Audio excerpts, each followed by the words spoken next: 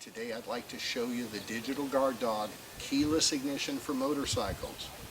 We've installed this keyless ignition on my girlfriend's Ninja today using our new plug-and-play T-harness design.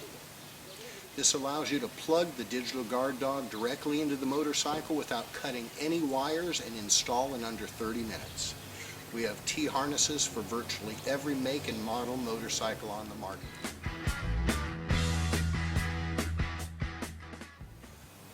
Once installed, you no longer have to use a key to operate your motorcycle.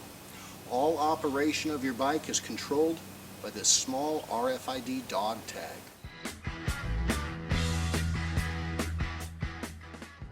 We put the fob in my pocket. All communication happens automatically between the fob and the keyless ignition module. I simply climb on the bike,